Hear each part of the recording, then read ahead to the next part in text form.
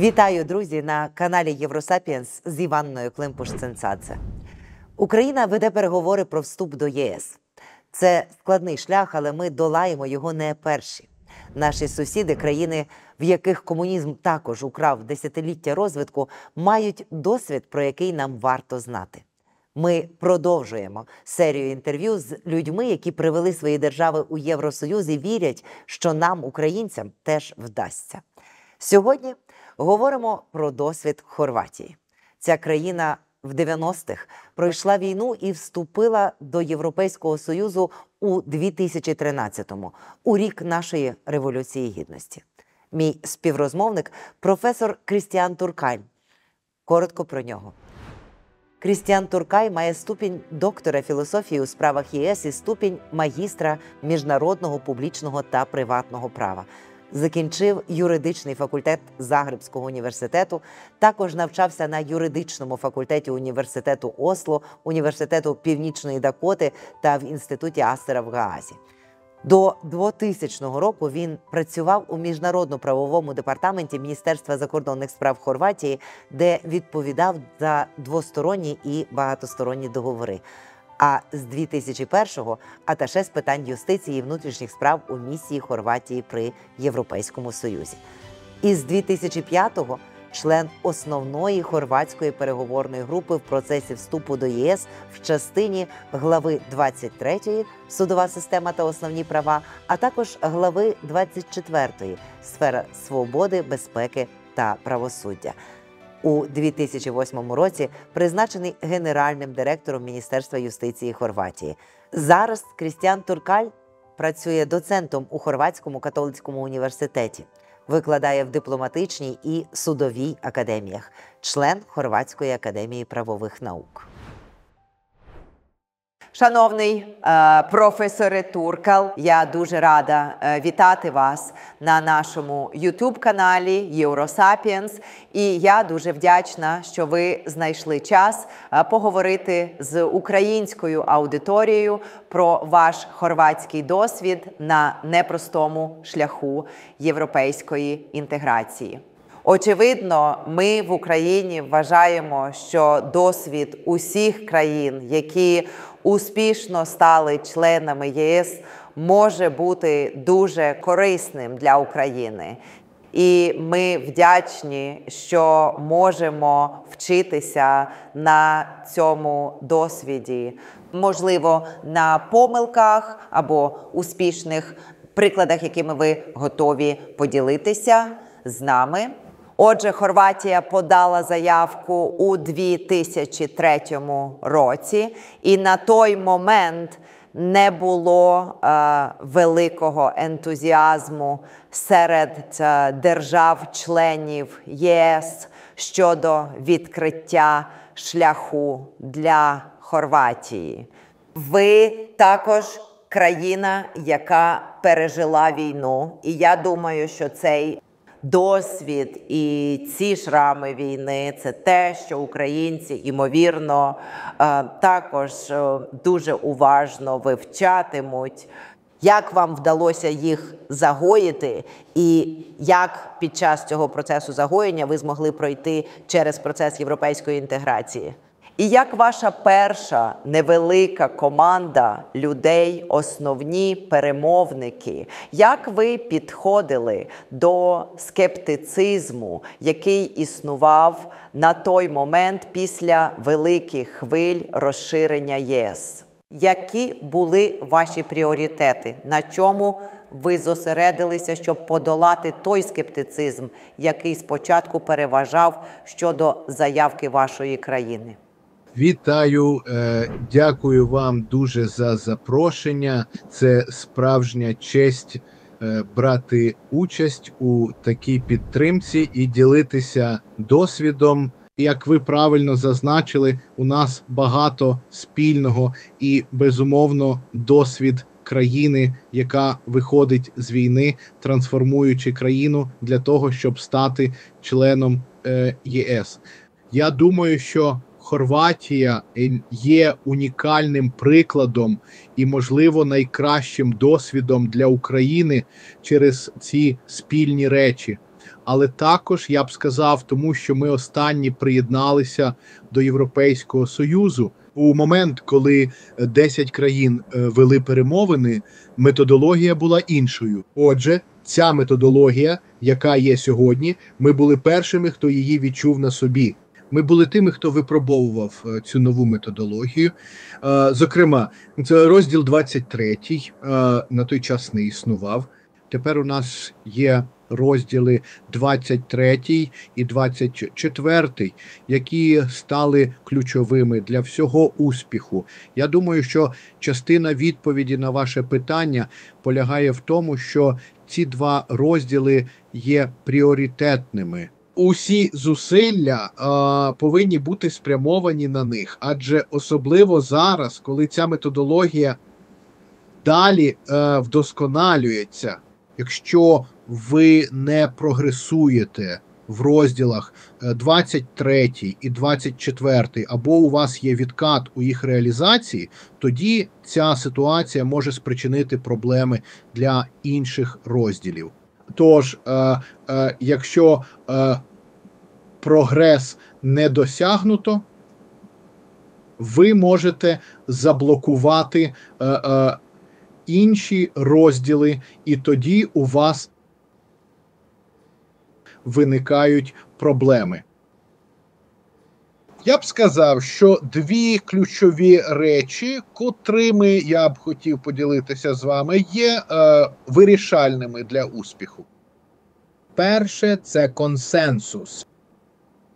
Коли ми говоримо про консенсус, ми говоримо про різні рівні консенсусу. Один з консенсусів є на політичному рівні, між політичними партіями. Але я би сказав, що він повинен бути ширшим, адже існує багато незалежних інституцій. Консенсус має бути фактично досягнутий суспільством, бо суспільство вступає до Європейського Союзу. Коли я кажу, що це ширше, ніж політичні партії, я маю на увазі, що у вас, наприклад, є судова рада, у вас є суди, прокурори. Вони повинні бути віддані законам, адже без них ви не зможете реалізувати реформи. Нам вдалося цей консенсус створити. Це також було вирішальним для формування переговорної команди. Коли переговорна команда була сформована з консенсусом усіх зацікавлених сторін, тоді ми могли спокійно виконувати нашу роботу. Ми були переважно професіоналами, ми не були політиками. Нас обрали, бо хтось вважав, що ми можемо виконати цю роботу, і завдяки консенсусу та політичній підтримці ми змогли зробити те, що вміємо найкраще. Отже, ми не боялися робити щось складне, чи що хтось, знаєте, замінить нас.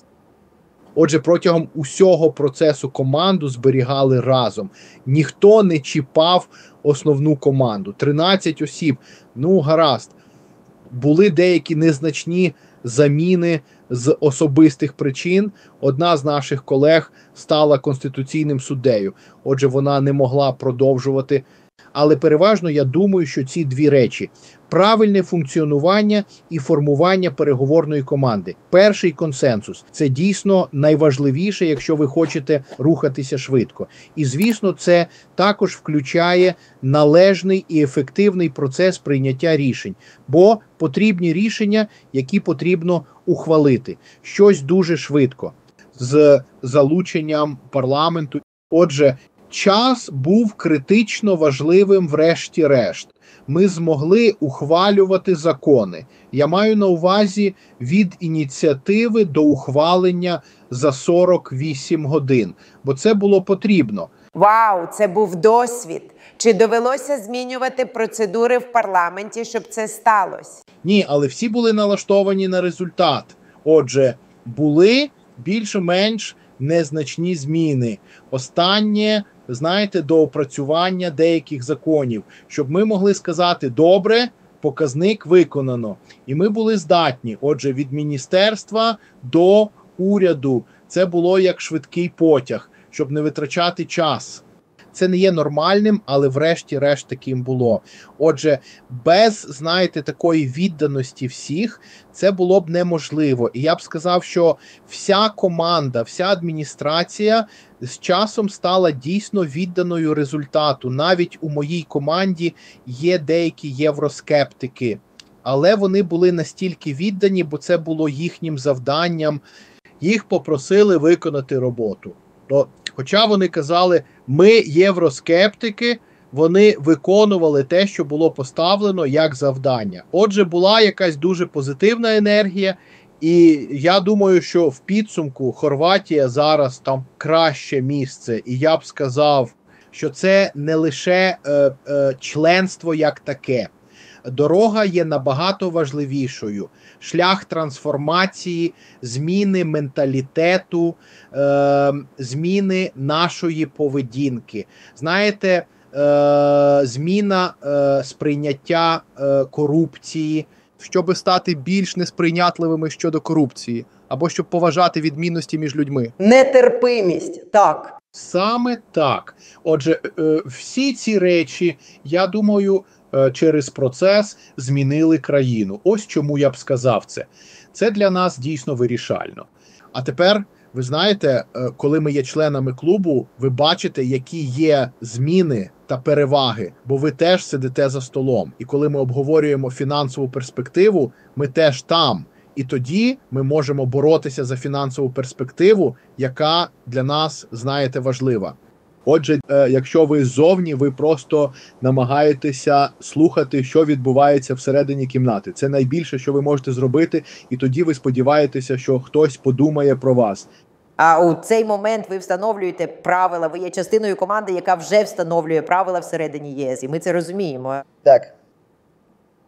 Але перед цим, так само як і вам, нам також довелося виконати нашу домашню роботу та транспонувати все існуюче законодавство ЄС у наше власне. І переконатися, що це законодавство також працює, упевнитися, що ми маємо інституції, людей, здатність реалізувати ці речі. Ви говорили, що ваша команда була переважно або виключно з державних службовців, так? У вас не було жодного політика в команді, яка вела переговори з європейськими структурами. Я б не сказав так. Я б сказав, що ми були професіоналами, тобто з різною підготовкою. Багато з нас були державними службовцями. Я особисто був державним службовцем протягом 24 років. Я починав як дипломат, потім перейшов до Міністерства юстиції. Але робив різні речі. Там були деякі професори. Отже, це була комбінація людей.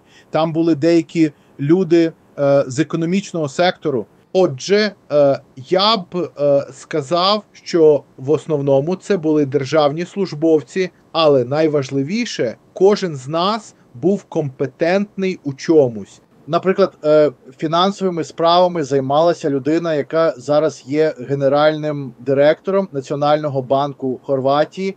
Я не знаю, як ви це називаєте. Отже, очільник Національного банку. Голова Національного банку.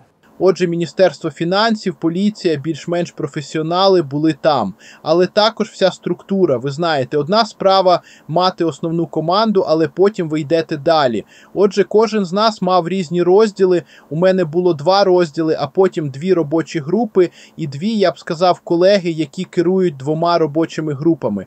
Знову ж таки, я обрав професіоналів, і я вважаю, що це вирішально. Щоб у вас був зв'язок між цією структурою і звичайною адміністративною структурою.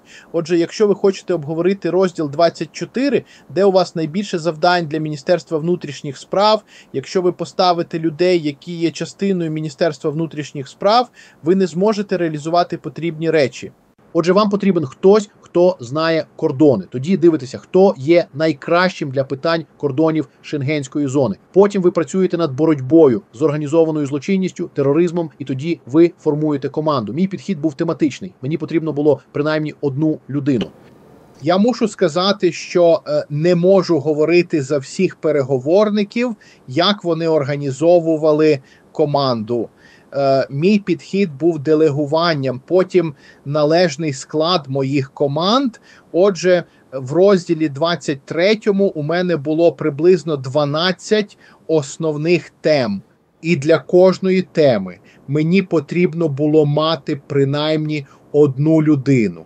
Це було важливо, щоб ця особа була найкомпетентнішою. Наприклад, у візовій політиці або у боротьбі з тероризмом, з організованою злочинністю, щодо кордонів. В розділі 23 у мене було менше тем. Але знову ж таки, я намагаюся згрупувати подібні функції судової системи, кількох людей, які борються з корупцією. Знову ж таки, запобігання, відшкодування прав людини. Тому, знову ж таки, команда не перевищує 25 людей, якими ви можете керувати і яким ви можете доручити завдання, а потім ви можете підготуватися. Я б також сказав, що досить важливим для функціонування переговорної команди було те, що ми мали доступ до міністрів.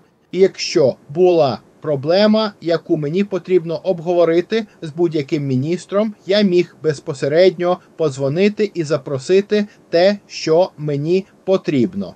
Якщо і я не політик. Отже, іноді я робив наступне, іноді я використовував мого міністра юстиції, оскільки я був службовцем Міністерства юстиції, щоб він говорив зі своїми політичними колегами. Отже, це були два способи, як з цим впоратися. Якщо питання було дуже чутливим і дуже політичним, тоді я просив мого міністра, чи може він поговорити з іншим міністром. Нам потрібна їхня підтримка. Особливо, я б сказав, що дуже чутливою є боротьба з корупцією. Отже, я не говорю про сторону покарання, розслідування, я говорю про запобігання, бо запобігання означає, що ви намагаєтеся знайти всі різні способи, як обмежити можливість для корупції. Отже, потім ви телефонуєте кожному міністру і запитуєте, окей, що ви можете зробити у своєму секторі? А потім деякі з цих міністрів або деякі з цих посадовців казали, у нас немає проблеми з корупцією. Коли ви отримуєте таку відповідь, ви знаєте, що насправді вони мають серйозну проблему, тому що вони навіть не намагаються визнати, що кожен сектор містить ризик корупції. Деякі більше, деякі менше. Але, наприклад, інфраструктура. От ви міністр інфраструктури. Зазвичай кожен на вулицях скаже вам, що є проблема. Ні. Але тоді, якщо у вас проблеми в інфраструктурі, то це міністерство. Ми просто видаємо будівельні дозволи.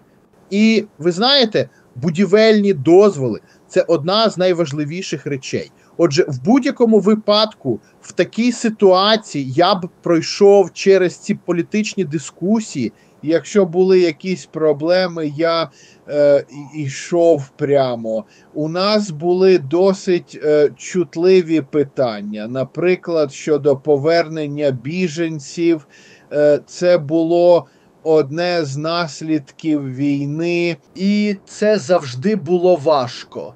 І тоді одним із заходів нас попросили збудувати будинки для біженців, щоб створити для них можливість повернутися. І ми запізнювалися з цим завданням. А це були лише хорватські гроші? Чи ЄС також був готовий інвестувати в це? Хорватські гроші. Хорватські гроші. Можливо, ще ПРОН, але в основному наші національні гроші, бюджет. Отже, приїхала команда з іншого міністерства, з Брюсселя, і відповідні міністри були присутні.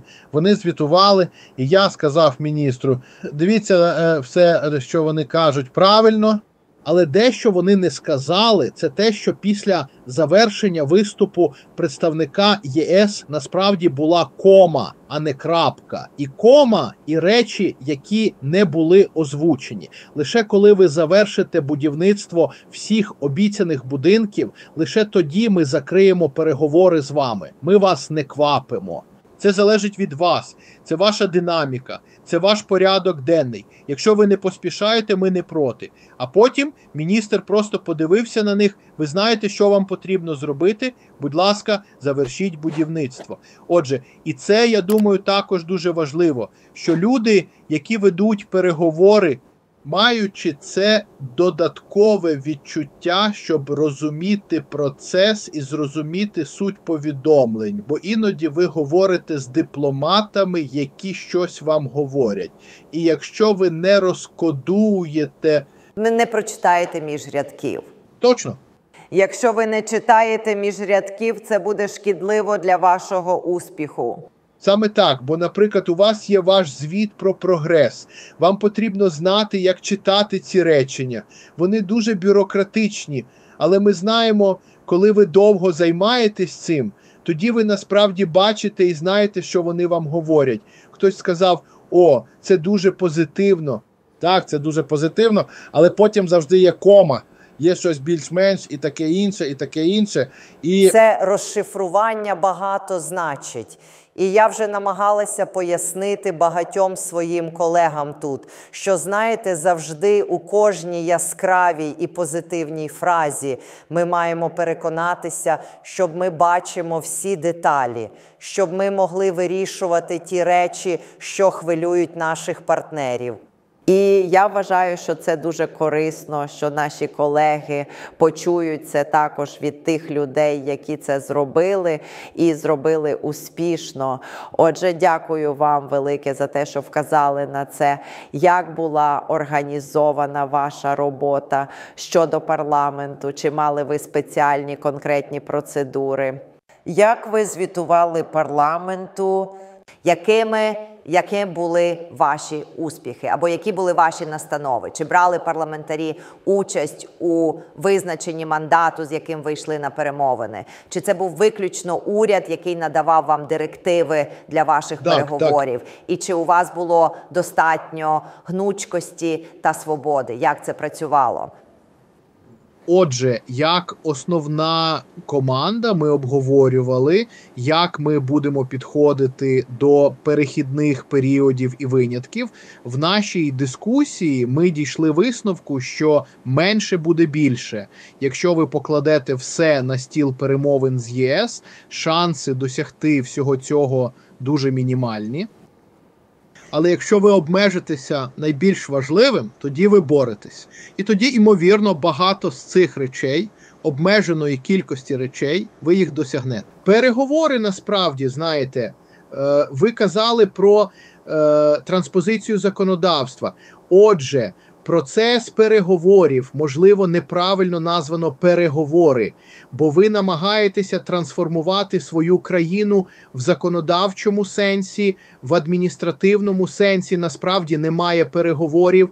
Ви проводите реформи. Справжніми переговорами є лише ці перехідні періоди і винятки.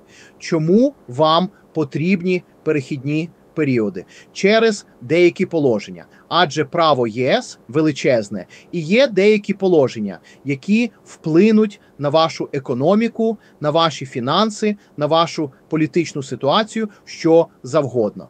А потім ви спробуєте зрозуміти, як ви можете досягти стандарту, можливо, протягом додаткового часу, тому що вам потрібно більше часу. Я можу навести вам два конкретні приклади. Отже, у нас у моїй главі є проблема. Хорватська територія перерізана Боснією і Герцеговиною. А Боснія і Герцеговина в чорному списку через фітосанітарні норми. Ті питання тваринництва. Отже, немає можливості транспортувати їжу з однієї частини Хорватії в іншу. Через цю маленьку 20-кілометрову смугу іншої країни. І нам потрібно було зрозуміти, як застосовувати фітосанітарні правила, митні правила в цій дуже специфічній ситуації. І це вже були справжні переговори. Ми намагалися переконати Європейський Союз. Це також у ваших інтересах, щоб ми знайшли рішення.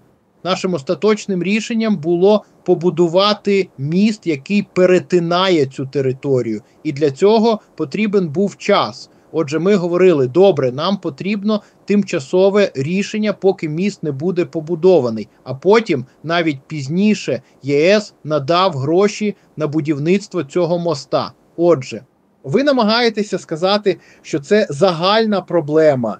Це не лише хорватська проблема, це була одна річ, а потім була інша проблема, дуже цікава проблема, тому що всі постійно сміялися над цією проблемою. Це було, як це називається, отже, виробництво яєць, ви знаєте, у ЄС існують стандарти для курей-несучок.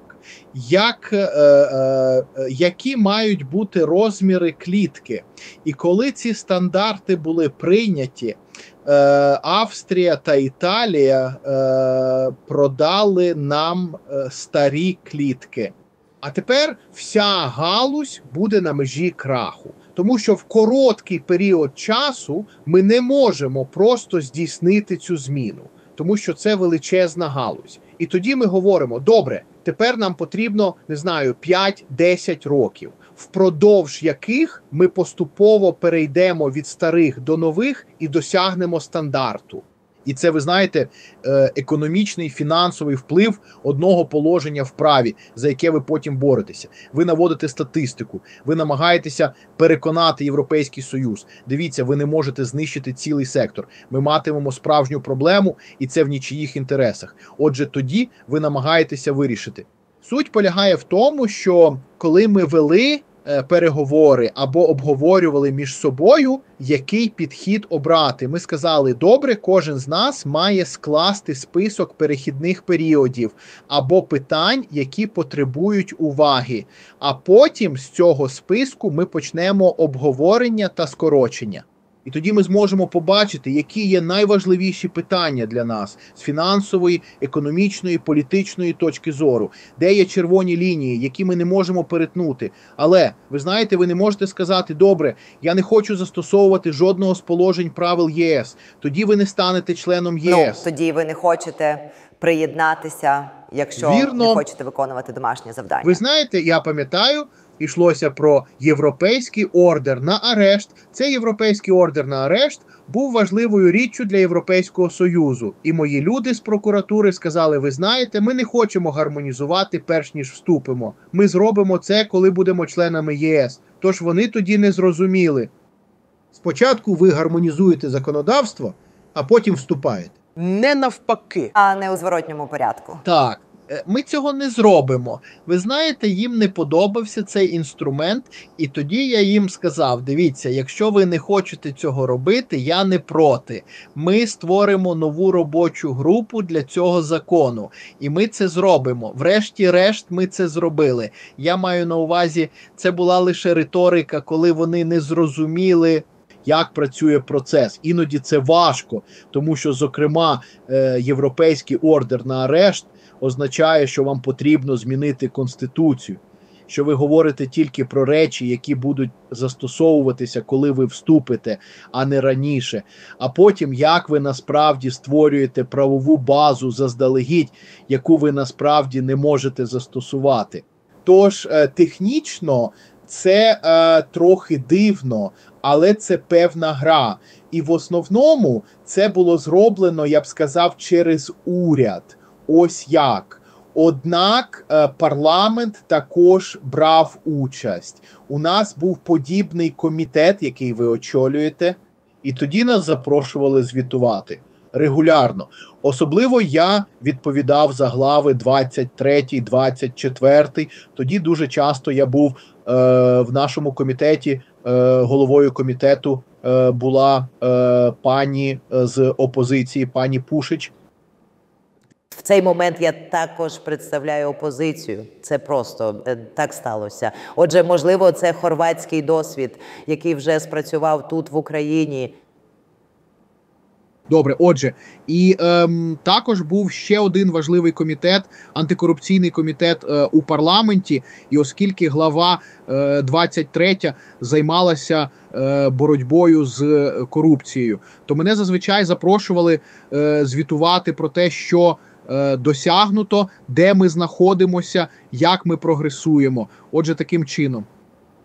Але моя роль також полягала у зв'язку з Комітетом євроінтеграції. У вас, напевно, є угода про асоціацію. У нас була угода про стабілізацію та асоціацію. В рамках угоди ми створили інституційну структуру.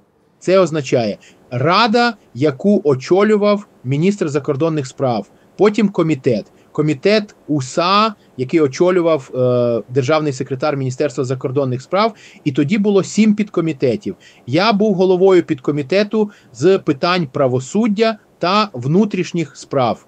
Отже, ви бачите, що ці дві структури, структура переговорів і ця УСА були пов'язані. Також я б пропонував, щоб у вас в цих процесах були ті ж самі люди. Бо тоді не буде боротьби між особами та компетенціями, хто важливіший та менш важливий. Соціально-економічний комітет між Хорватією та ЄС, був комітет регіонів ЄС-Хорватія і був парламентський комітет між Хорватією та Європейським парламентом. І в усіх цих структурах я регулярно представляв прогрес у главі 23.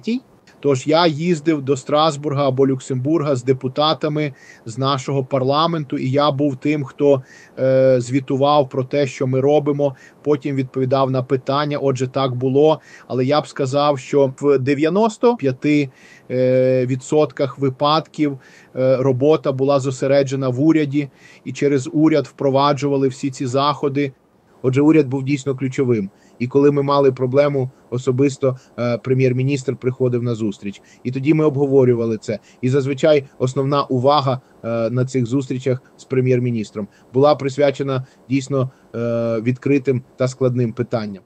Коли ви озираєтеся назад, що з вашої точки зору у цих розділах 23-24, які зараз у нашому випадку називаються кластером основи? Я думаю, що це вже майже кожен українець знає, що це буде першим кластером, який відкриватиметься і закриватиметься останнім. І зараз особливо на це вагому увагу звертає Європейський Союз, на те, як усі ці реформи, що покриваються цими двома главами, як вони просуваються.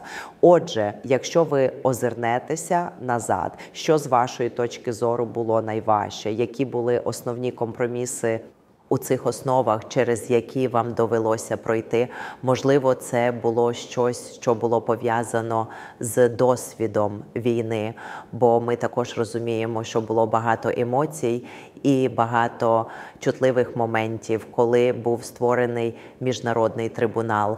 І я думаю, що там були також дуже особливі та специфічні випадки, які вимагали політичної мудрості та обережності. Як їх вирішити? Або, можливо, це були якісь інші питання, які були обтяжливими і складними, у яких вам довелося піти на певні компроміси, коли ви озираєтеся на той період.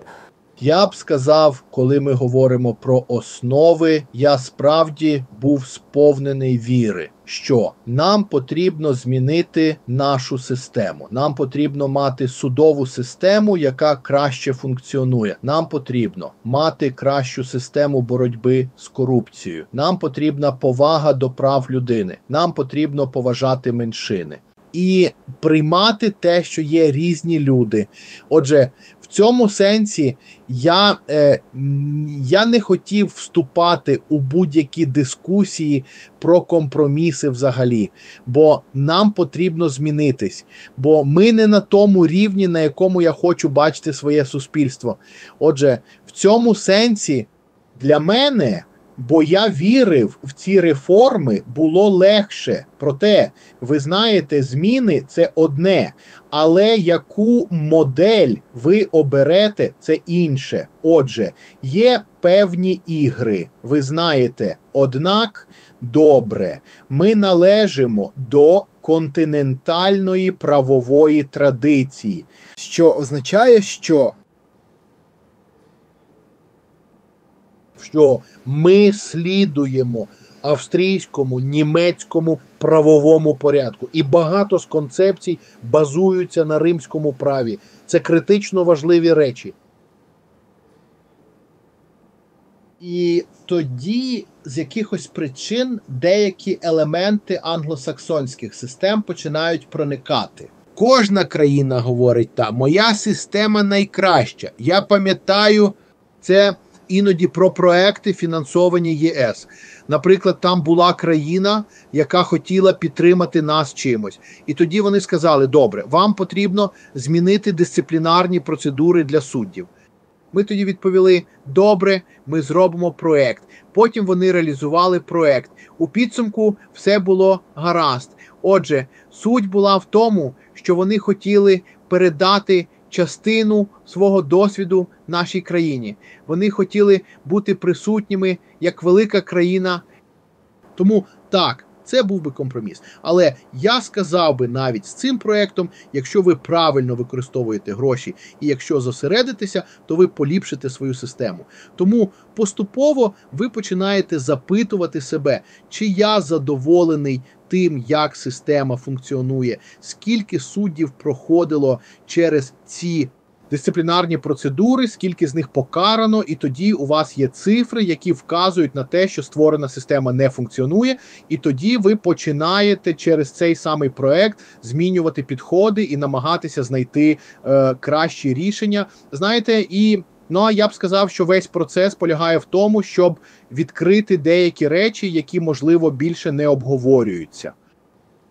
Але намагатися зрозуміти, чи ми задоволені тим, як йдуть справи. Тому що іноді ви робите речі, і ви звикли робити їх певним чином, хоча всі вважають, що ви робите неправильно, ви думаєте, що це мій спосіб реалізувати завдання.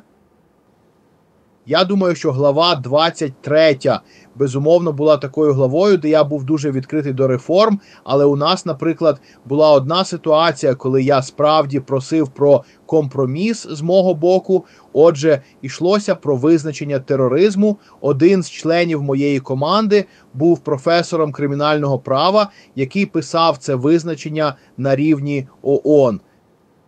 Зараз він суддя Страсбурзького суду. А з іншого боку столу був службовець, який наполягав, що ваше визначення не відповідає європейському праву. І мій професор сказав, ні, відповідає. Ви не знаєте, як читати це. Розумієте? У нас є всі елементи, ті ж самі елементи, що й у вашому визначенні.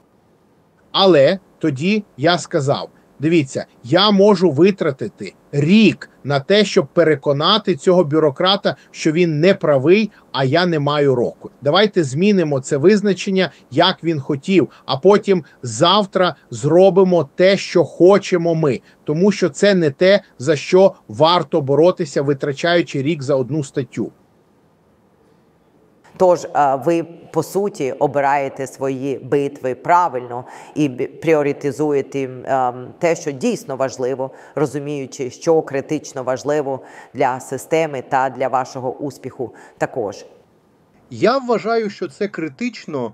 Також важливо, щоб ваша команда і політики, і уряд були готові слухати і приймати поради, які ви їм надаєте. Я вважаю, що ця довіра і ця авторитетність в команді також дуже важливі в цьому переговорному процесі. Я б сказав, що це критично, тому що я працював дуже близько зі своїм міністром. Він надавав мені підтримку в тому сенсі, що я почувався дуже комфортно в тому, що робив, а потім він вирішував питання, які я не міг вирішити, або прем'єр-міністр. Але зазвичай ви намагаєтеся вирішити проблеми, не доходячи до найвищого рівня. Однак для нас сільське господарство та розділ 23 завжди були полем зору і пріоритетів прем'єр-міністра, тому що вони завжди були дуже чутливими. Так що так, це було важливо.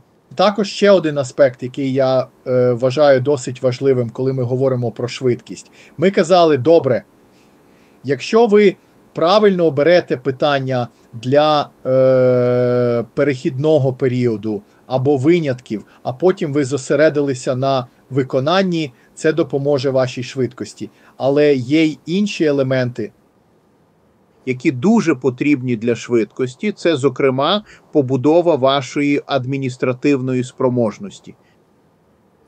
Побудова спроможності приймати рішення дуже важлива. І я завжди намагався пояснити, що процес приєднання відбувається у внутрішньому та зовнішньому середовищі. Тож, коли я говорю про зовнішнє середовище, я б сказав, наприклад, якщо у вас є вибори в Нідерландах, це те, на що ви не зможете вплинути. Результати можуть піти в один або інший бік. Це може бути за або проти політики розширення. Або Німеччина, Франція, особливо ці великі країни, всі дивляться, куди підуть голоси, в якому напрямку йде новий уряд. І це те, що ви не контролюєте. Тому замість того, щоб витрачати свою енергію на уряд в Нідерландах, що ви можете зробити? Дійсно, внутрішні фактори ви контролюєте. Які внутрішні фактори? Реформи, гармонізація законодавства, будова управління – це те, що ви можете зробити. Отже, якщо ви знаєте, наприклад, що зараз розділ 23 і 24 важливі, тоді ви дивитесь на Міністерство юстиції. Яку спроможність ми маємо? Чи потрібні нам кращі люди? Чи потрібні нам більше молодих людей? Які енергійні, віддані, які люблять свою країну, щоб вони робили більше, ніж зазвичай. І тоді, якщо у вас немає цих людей, а швидше за все немає, тоді ви починаєте формувати цю спроможність. Ви намагаєтеся знайти цих молодих людей і намагаєтеся їх виховувати з роками. Отже, це ті речі, які ви контролюєте. Тоді ви включаєте ці речі у свій стратегічний документ. Ви визначаєте свої пріоритети. Отже, якщо ви правильно прочитаєте звіт щодо вашого прогресу, ви знаєте, куди вам потрібно рухатися, що вам потрібно зробити. І тоді ви визначаєте свої кроки, як досягти цих цілей. Також була, я б сказав, проблема грошей. Отже, якщо ви викладете все це в чітких планах, тоді у вас є величезна донорська спільнота, яка може підтримати ваші реформи. Але вам потрібно інвестувати в механізм координації донорів, щоб ви вирішили, хто фінансує що. Вам не потрібне задвоєння витрат. Ви не хочете, щоб донори сперечалися між собою. Ви хочете їм сказати: ні, я хочу цей проект, цього донора, того донора. Зазвичай ЄС найбільший донор, який вас підтримуватиме. Але є багато інших. ПРООН, США, держави-члени, як, наприклад, Шведська агенція розвитку, що підтримує двостороннє співробітництво. Так що є багато грошей, але, по-перше, ви знаєте, що ви хочете змінити, ви стратегічно вирішуєте, а потім ви приходите і просите донорів, і тоді у вас не буде проблем з грошима. Як на мене, підзвітність та прозорість використання цих грошей Вирішальна. Я вважаю також дуже важлива частина довіри, не тільки координації, але й забезпечення того, що ви ефективно використовуєте кожну копійку або кожен євро в зусиллях трансформації, які ви намагаєтеся зробити. Думаю, що це, мабуть, також в нашому випадку буде дуже тісно пов'язано з відновленням, і в цьому відношенні цікаво було б зрозуміти, наскільки зусилля з відновлення у вашому випадку перешкоджали чи підтримували ваші трансформаційні зусилля під час цього шляху європейської інтеграції.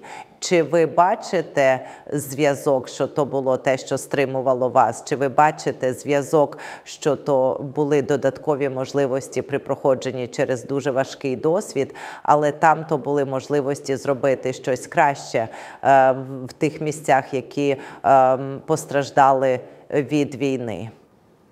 Дивіться, безумовно, я б сказав, що на початку ви вчитеся, як використовувати гроші донорів. Ви вчитеся і ви робите помилки. Це життя. Але потім поступово ви розумієте, як це працює, як працює система. І тоді ви, як бенефіціари, починаєте фокусуватися на своїх пріоритетах. На початку донори приходять, вони кажуть вам, я підтримуватиму вас цим, я підтримуватиму вас тим, вам це важливо. А тоді ви кажете, добре, вони дають гроші, і що? І поступово ви починаєте казати, ні, у мене є мій стратегічний план розвитку, у мене є стратегія, наприклад, судової реформи.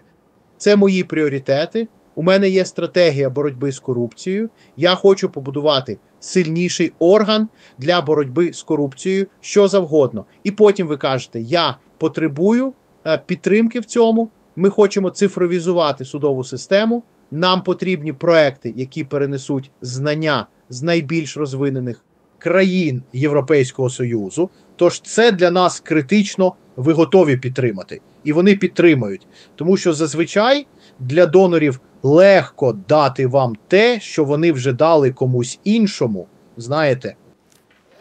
І вам важливо впевнитися, що вони адаптують під вас свою допомогу, що це костюм на замовлення, який ви шиєте для себе. Правильно, я це розумію? Саме так. Але це частина зростання. Я бачу, наприклад, ситуацію в Косово. Я працював там консультуючи Міністерство юстиції, і я бачу, що у Хорватії у нас ніколи не було стільки грошей, скільки у них зараз у Косово. Але вони тепер досить точно визначають, що вони хочуть, як вони хочуть. Тепер вони більше, ніж 10-15 років у процесі. І вони кажуть, ні, тепер ми хочемо зосередитися на цьому, цьому і цьому. Оскільки в них є люди, які достатньо довго працюють в адміністрації і розуміють, як це функціонує. Тому так, це критично, а стосовно подолання наслідків війни, я б сказав, що деякі з них все ще існують. Не всі ж біженців вдалося повернути, тому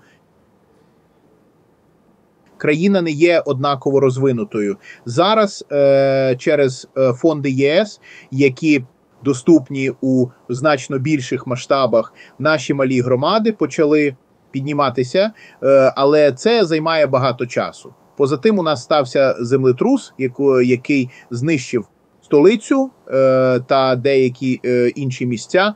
Тоді ми побачили, наскільки наше членство є важливим, оскільки в таких випадках існував терміновий план підтримки відновлення пошкоджених частин країни. Так, на той момент ви вже були всередині, і це вже був інший тип реакції. Ця солідарність щодо фондів і програм вже працювала і для вас, і це також частина переваг, які ви отримуєте, коли ви, відмовляючись від деяких речей, одночасно отримуєте інші дуже важливі речі для себе. З того, що ви говорите, пане професоре Туркал, я розумію, що Україна також виконувала угоду про асоціацію, яка була набагато потужною у порівнянні зі стабілізаційними угодами, які ви мали з Європейським Союзом, і ми змогли забезпечити досягнення багатьох речей та досягти безвізового режиму, що також було частково пов'язано з деякими рішеннями відповідно до 23 та 24 глав. Я сподіваюся, що це дозволить нам також спиратися на наш досвід з деякими попередніми знаннями і далі бути успішними. В той же час я також розумію, що цей рух залежить від політичної волі, а не лише від заслуг. Це багато в чому стосується політичної волі, а не лише заслуг. І я питала, які саме країни у вашому випадку, або радше, чи були конкретні країни, які були критично важливими для вашого успіху на шляху до європейської інтеграції. Мій аналіз показує, Мені про роль Німеччини, Австрії, Угорщини. Можливо, я щось пропустила. Наскільки важливо мати не лише дуже активний і зрозумілий діалог з інституціями, працювати в цілому, але також мати партнерство з більш зацікавленими партнерами зсередини системи, щоб бути успішними в цьому процесі. Це дуже важливе питання. Я вам казав, що моя перша професійна кар'єра – дипломатія, і ця частина досвіду була досить важливою для всього, що я робив як переговірник. Тож комунікація у переговорах вступ до ЄС – це про комунікацію. Ви маєте повідомляти своїх партнерів про досягнутий прогрес. Це комунікація.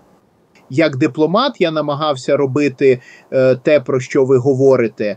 Я намагався зрозуміти, на якому ми етапі з державами-членами. Хто з них за наш вступ, а хто має сумніви. З ким нам потрібно більше працювати і де потенціал.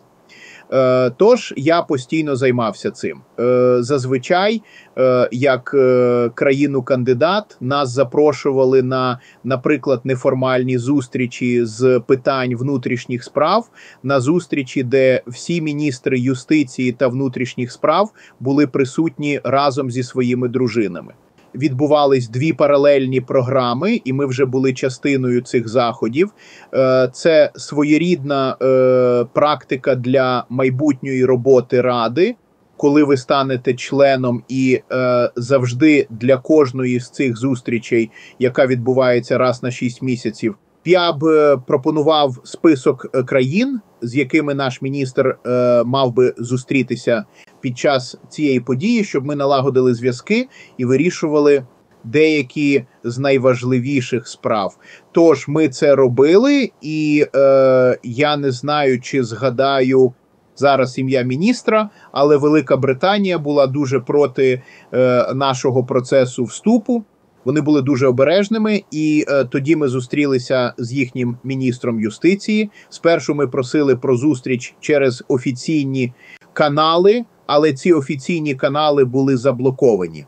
Тож ми не могли зв'язатися з ними до зустрічі в Будапешті. Але вже під час конференції я сказав моєму міністру: подивіться, там стоїть британський міністр на самоті, чи підійти мені до нього? Власне, я підійшов і сказав, що наш міністр хотів би поговорити з ним.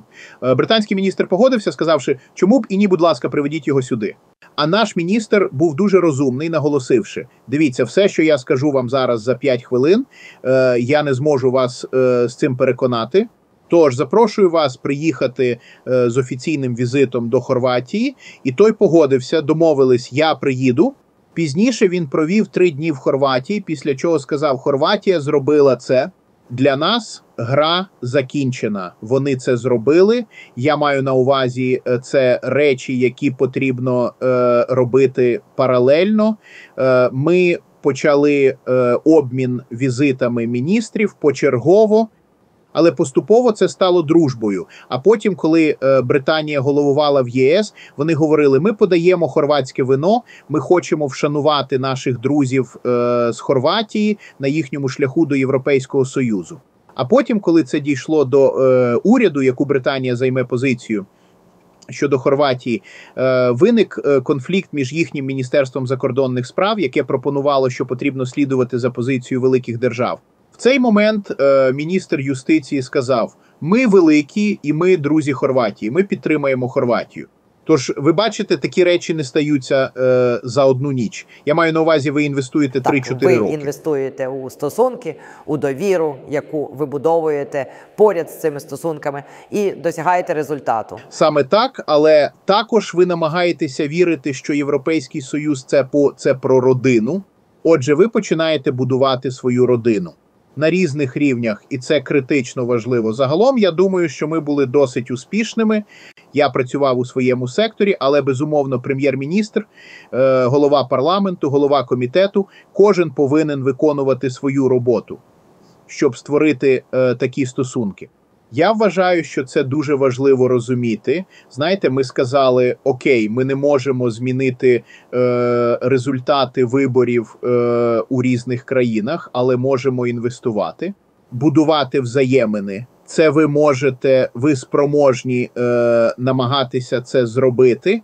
Одна важлива річ, яку я хотів би зауважити, це те, що ми називаємо послужним списком. Цей список досягнень, це те, що, я б сказав, є критично важливим для переконання держав-членів. Врешті-решт, саме держави-члени ухвалюють рішення, що ви насправді змінюєтеся, виконуєте завдання.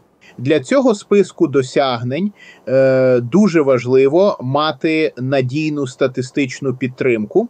Це, знаєте, особливо важливо для 23 та 24 глав.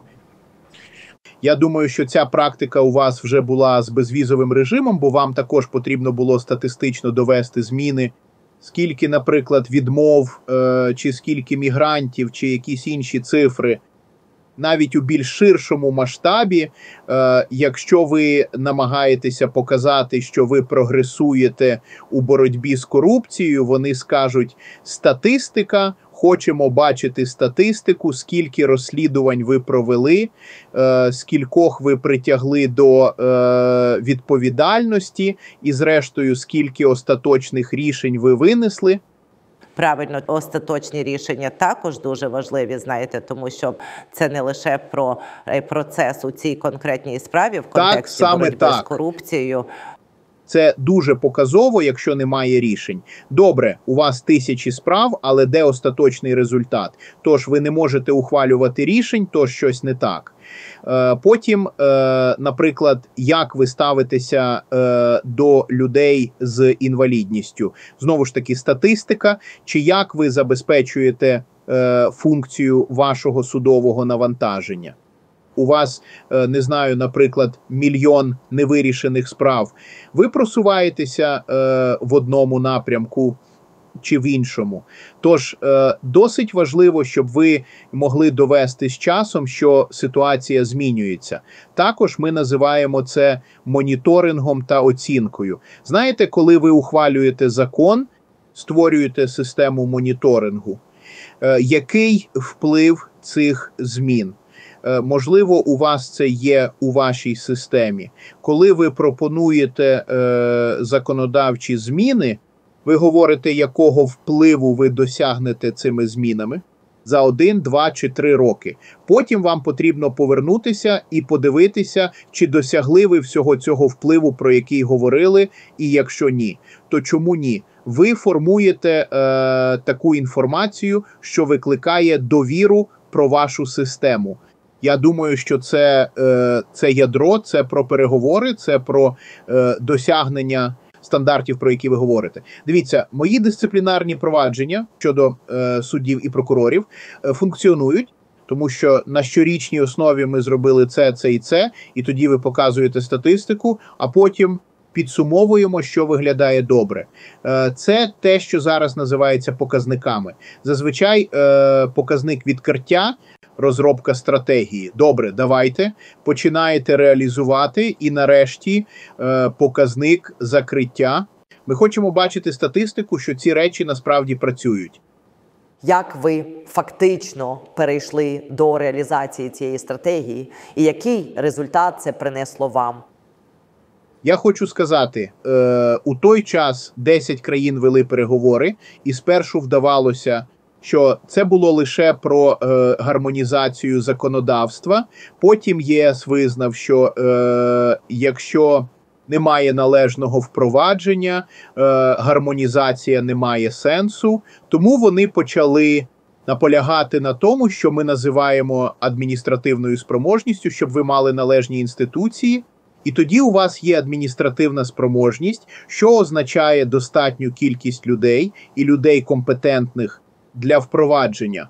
Наприклад, якщо у вас є закон про фінансування політичної партії, то вам потрібно довести, що він працює на практиці. Ось чому ви насправді приймаєте закон. Це показує результати. До чого це призвело? Це показує результати. До чого це призвело щодо спроможності самих політичних партій. І тоді хто відповідно до закону контролює, як ці органи працюють. Отже, це стає основним завданням тепер не лише гармонізація, але й те, як ви насправді Впроваджуєте це законодавство, яке ви приймаєте.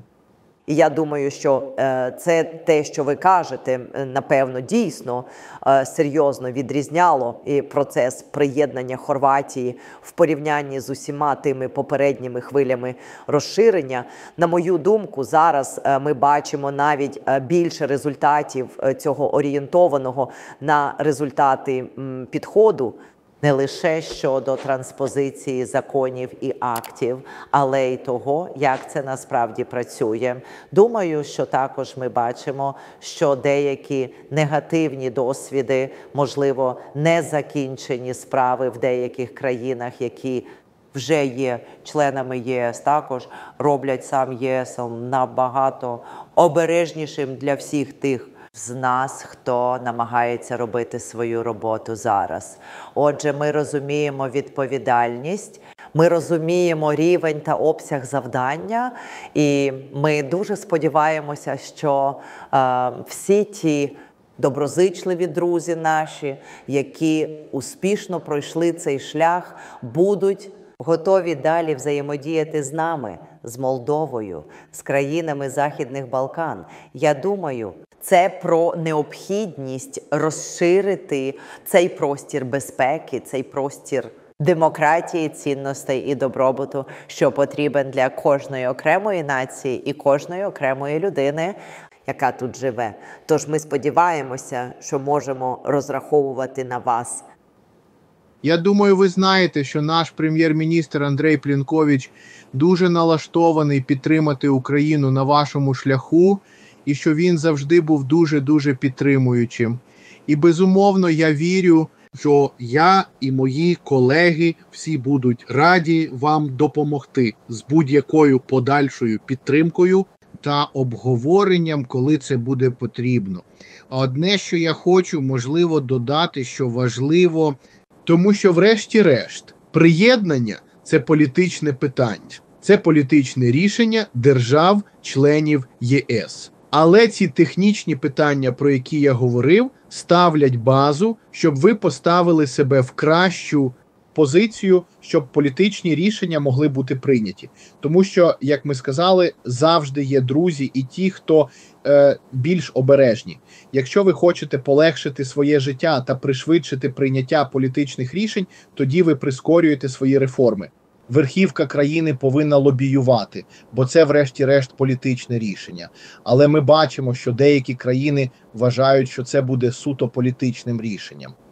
З таким підходом цього не відбудеться, бо без реформ, я думаю, там завжди будуть 2 або 3 країни, які наполягатимуть, що кандидати все ще не там. Ми розуміємо, що наші недоліки дуже добре можуть бути використані як привід для того, щоб не допустити нас до членства деякими державами.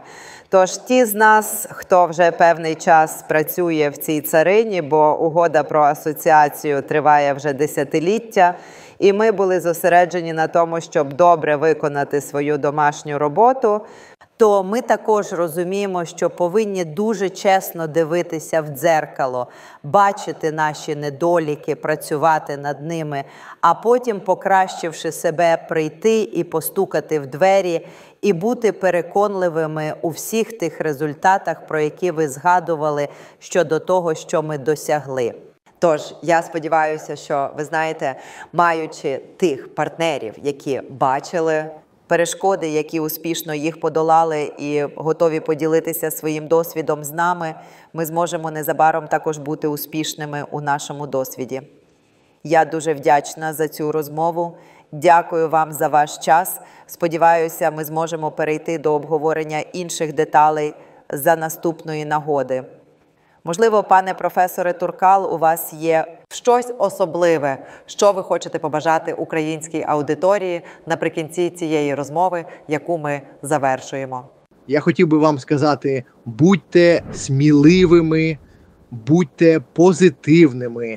І я сподіваюся побачити вас усіх дуже скоро в Європейському Союзі. Дякую. Ми розраховуємо на підтримку Хорватії і на вашу роботу для цієї підтримки. Ми раді, що Хорватію очолює переобраний прем'єр-міністр Пленкович. Щоправда, не знаємо, чи він зможе залишитися на посаді протягом усього процесу нашого приєднання, поки ми виконуватимемо свою домашню роботу. Але дякую вам дуже. Дякую, до зустрічі, па-па. Дякую, друзі, що залишаєтесь з нами на каналі Євросапіенс з Іванною Климпуш-Цинцадзе. Коментуйте, ставте вподобайки, пропонуйте ваші теми, що би ви хотіли дізнатися про європейську інтеграцію нас і інших країн-партнерів. До зустрічі!